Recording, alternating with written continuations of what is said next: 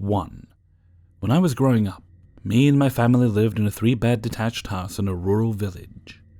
The house itself was not particularly old, but had been built on farmland around 20 years ago. My mum used to joke that nothing could ever haunt it other than a phantom cow, which used to make me and my older sister laugh. However, both me and my sister had always felt uneasy in there, especially upstairs where we would dash from room to room if we ever had to be in the hallways at night. There was just always that feeling like something terrible was about to happen. Both me and my sister had weird experiences in the house, but had brushed these off as being impressionable kids. We would hear growling in the night, footsteps on the stairs, and constant dreams that there was something lurking in the house that would leave us terrified. Years later, we have both moved out of that house, and we were at a family gathering, talking about how weird that house was when I remembered something I had never thought to ask her. "Did you ever hear Mum calling you when she wasn't?" I asked, and my sister went pale. "You heard that too?" This was something that we had never discussed before, and now I cannot believe we both heard. Sometimes when you were in a room alone, you would hear the sound of our Mum's voice calling you softly from downstairs. You would walk out into the hall and shout back, and no answer would come. Mum never did shout at us. I feel now that whatever it was could so easily mimic her voice that it would call us out of our rooms and into that awful hallway.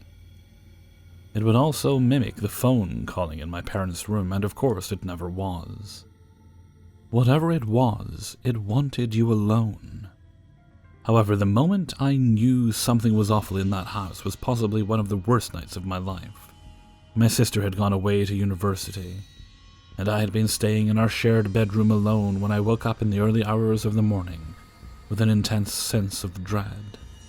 My body felt heavy with fear, and I could see in the corner of the room a black hunched figure, which seemed to be searching through the drawers of my sister's nightstand, not even noticing that I had awakened.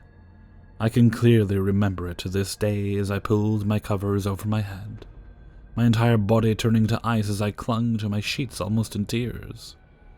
Whatever it was continued its search, and by the time morning came, it was gone. What the hell was it searching for, and did it find it?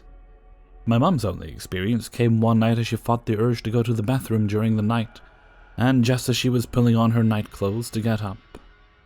She says she felt this overwhelming sense of fear. She said it felt like something terrible was waiting for her outside the door, and she should not go to the bathroom. She said it was almost like something was trying to warn her not to go out and to go back to sleep. So she did, and never felt like that ever again. So there are 3 quick stories of what happened in my awful family home. I don't know what was in that hallway and why it wanted us alone, but I'm glad I never found out. 2. Hello.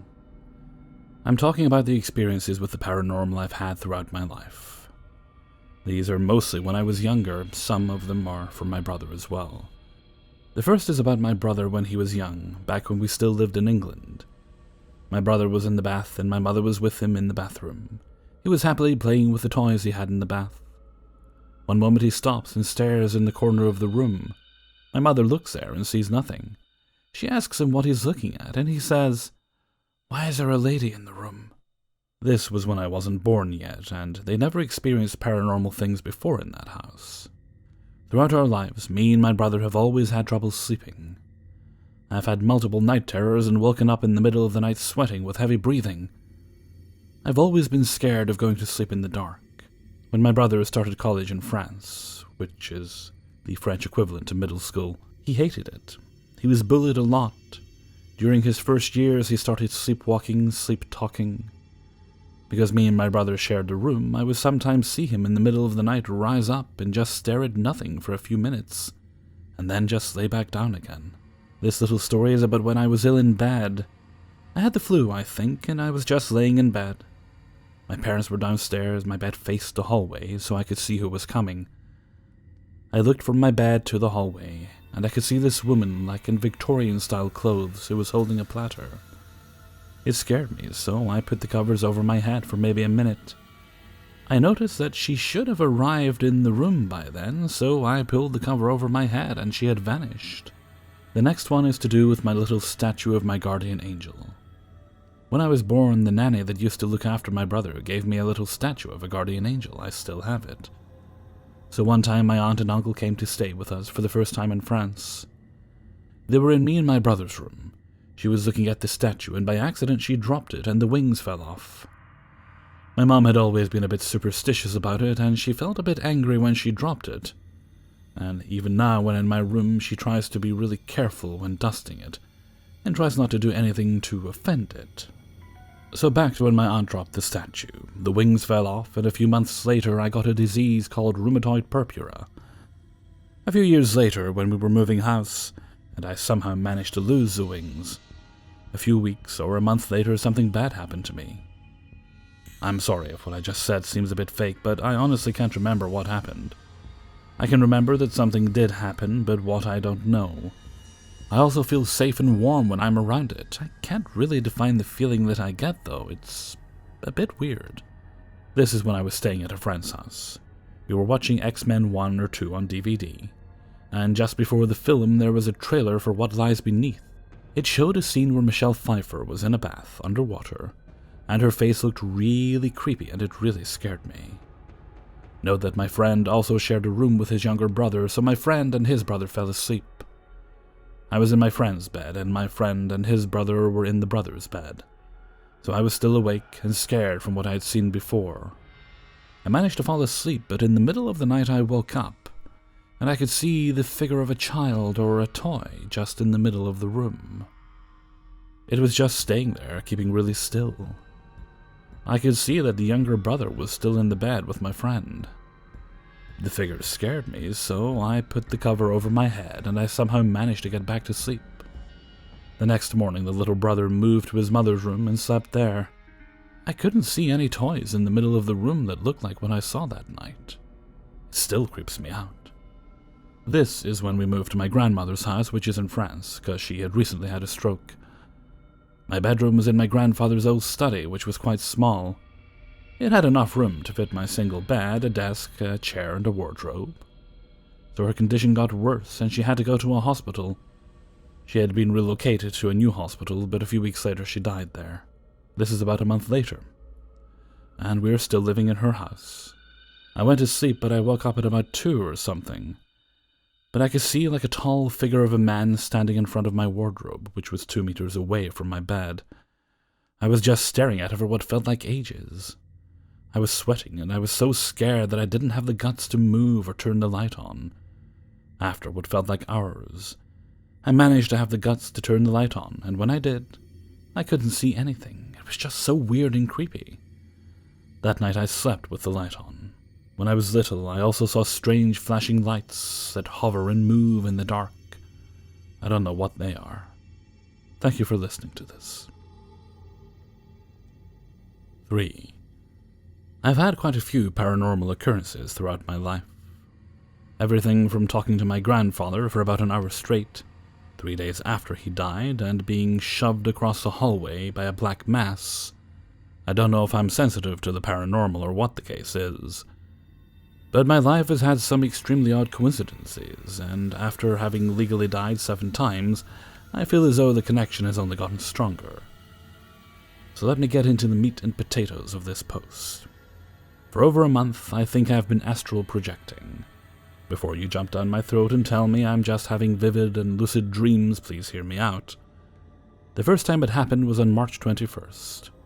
March 21st is a really hard day for me. On this day, 6 years ago, me and my ex-fiancée, the love of my life, had a miscarriage. This turned into some of the most traumatizing months of my life. I lost my child that I'd been so excited about. And I also lost the woman I loved more than anything in the world. Every year around March 21st, I slip into a pretty rough depression, and I have a hard time being a constructive member of society. Well, this year it was particularly rough, as I had gone through a major heartbreak in February. It's a long story, but for the first time in 6 years, first time since my ex-fiancée, I was in love with a girl, and it ended strangely and caused me a lot of pain. That, combined with the anniversary of losing my kid, I was a wreck. I had been watching a movie late at night and suddenly broke out into tears, which doesn't happen often. I was an absolute wreck. I had cried so hard and for so long that I exhausted myself and fell asleep. The weird thing is that I remember the dream in projection from start to finish. I remember waking up and getting out of bed. I looked back at my bed and there I was, sound asleep. I didn't panic about it. I wasn't freaked out about it. I honestly didn't think anything of it. I walked out of my bedroom door and went outside. I paced around in the driveway for a bit and suddenly felt really exhausted. I went back inside, crawled back in bed with myself, and fell asleep. Now here's the thing. I had about 15 notifications from my Ring camera in the driveway. At 3:23 a.m. March 22nd, my Ring camera went off for roughly 19 minutes straight, and there was absolutely nothing on the camera to set off the motion sensor. I kind of brushed it off as a coincidence, but it's only gotten stronger. Over the past month and a half, I've had this same dream roughly 9 times. All 9 times my Ring camera has gone off around the same time between 3:29 and 3:35 a.m. every single time. Again, here's where it gets strange and gives me goosebumps talking about it. In these dreams, I've started to wander around farther and farther from home. The first time I paced around the driveway, the second time I went to my old high school about 3 miles away and wandered the hallways. I got out of bed, walked out of my bedroom, went out the side door and started walking. I remember every step of the walk, but I remember every road I took. I remember every car I passed, however, it felt like I walked that 3 miles in a matter of a couple seconds. The third time it happened, I went to my old house about 15 miles away, same thing. I remember every step of the walk passing cars, but it felt like I was there in a matter of a few seconds. I wandered around my old house for a bit. I went in my old bedroom. The room was set up differently than when I was a kid. There was a bed in the corner, a desk in the other corner, a lump in the bed like someone was sleeping in it, but no one was there. Something I've noticed is that in these dreams, the farther from home I go, the quicker I get exhausted and have to get back to bed. When I paced around the driveway, it felt like I was out there for at least a few hours. The Ring camera was going off for 19 minutes, however. When I went to the school, my Ring camera went off once, and then about 14 minutes later, it went off again, and I had to get back to bed. And when I went to my old house, my Ring went off, and then went off again about 8 minutes later. When I'm having these dreams, when I start to get exhausted, every inch of my mind and body is telling me, get back to bed. Here is where I'm completely fucking twisted up about this. It happened again on Friday night, and I went to my grandparents' old house, only a few miles away from my old house that I visited. When I got to their house, I walked in the door, and my grandparents were both there. They asked me, "What are you doing here?" And I told them that I wasn't sure, and they hugged me and told me they loved me. I remember starting to feel really exhausted and telling them that I had to leave, and they both seemed really confused as to why I was leaving. I haven't talked to either of them in a while, so it was nice to see them and give them both a hug and tell them that I love them. It's not that I'm a bad grandson and I don't visit my grandparents. It's just that my grandma died in 2013 and my grandpa died in 2010. I don't know if I'm going completely nuts and my Ring camera outside just happens to have gone off every single time one of these dreams has occurred. It goes off once and then goes off again a short time later. With the exception of going off non-stop on that first dream, it might all be some giant coincidence. I really don't know. But I'm going crazy trying to figure out what the hell is happening, and how these dreams feel so damn real. 4. I spent a couple of summers at my grandparents' summer house located in the woods in the northern parts of Sweden. A lot of strange things happened, but this one is by far my strangest experience. When I was around 10 years old, I spent the summers at my grandparents, who lived in the northern parts of Sweden. They had a cabin out in the woods next to a beautiful lake, a long way from the nearest town. We had electricity, but no running water, so it was very rural. Just behind the cabin there was a dark, thick woods where an eerie feeling was present each time you ventured into them. Each year I went to my grandparents', I did so together with my cousin. We lived in a small cabin separate from where Grandma and Grandpa lived, so when we wanted to go to their cabin we would have to walk around 30 meters. Our cabin being separate from theirs becomes important later in the story. One summer my grandpa took us on a long walk out into the woods. Now my grandpa was always special, and during this walk he told us stories about strange things happening in the woods, like stories involving trolls and other mysterious beings. On this special occasion, he told us about something which roughly translates from Swedish to little people, small human-like creatures invisible to the naked eye, who lived in these woods. As we went along deeper into the woods, he told us that these little people sometimes crossed roads where people walked, and when this happened, people wandering those roads would just freeze in place for no apparent reason, until the little people passed the road. My cousin, being a kid, proceeded to joke by suddenly stopping and proclaiming that he had come upon one of the little people trails, and frozen in place. I laughed, but strangely enough my grandpa was not amused.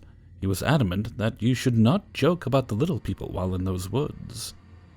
We thought nothing more of it, and eventually went back to the cabin. Nothing happened for the rest of the day, and later that evening me and my cousin went to our cabin to go sleep. We got around 3 hours of sleep until we were suddenly awakened around 3 in the morning by commotion going on all around the cabin. The outside of the cabin's walls sounded like they were being scratched by a large bear. Small pebbles were raining down on the roof, and we heard scratching coming from underneath our beds. In short, it was very loud and absolutely terrifying. It was like being completely surrounded by noise and chaos. We panicked, ran from the cabin, woke our grandparents, and spent the night in their cabin. The next day, Grandpa brought us back to the woods, where we threw candy into the trees and said we were sorry. Nothing more happened after that, and we never made fun of the local legends again.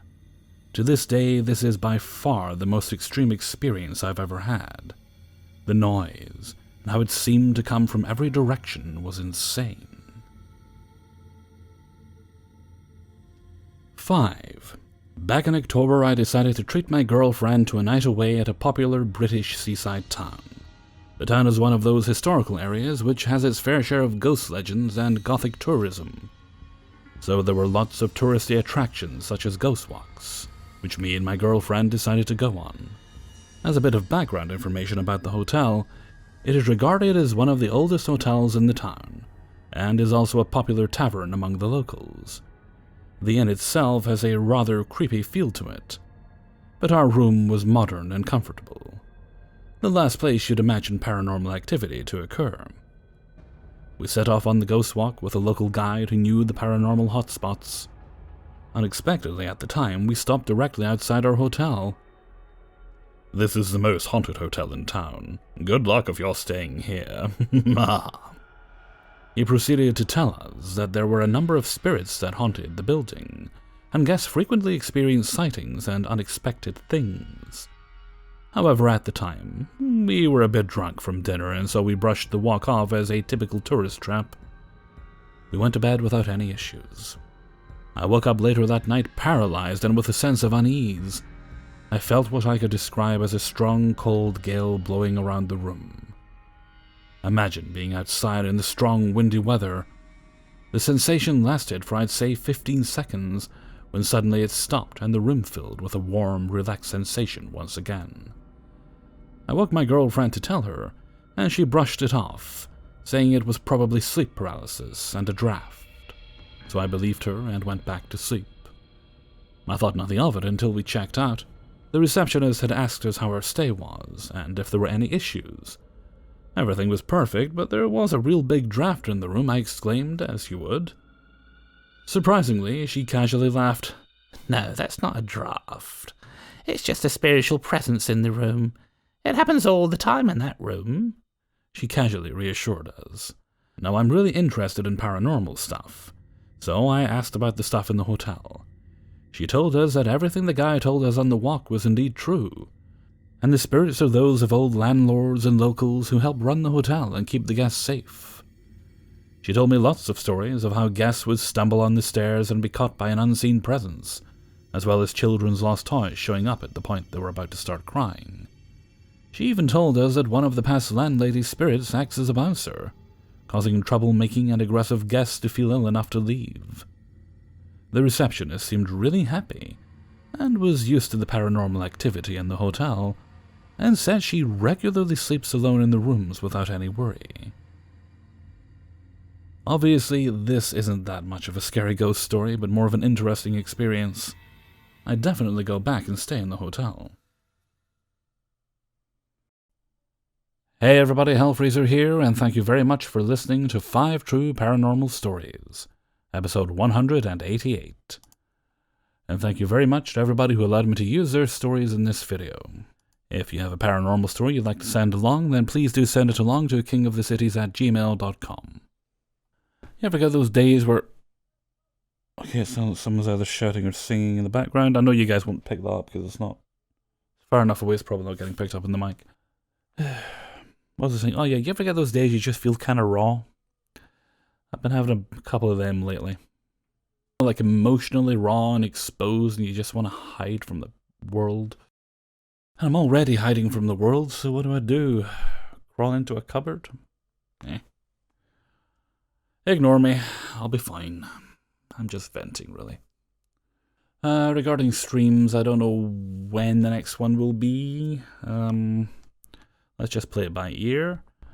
And I'll try and give you a little bit of warning beforehand, as I always do. Okay, and with that, I'm going to head off for now. So until next time, thank you very much for listening, and take very good care of yourself.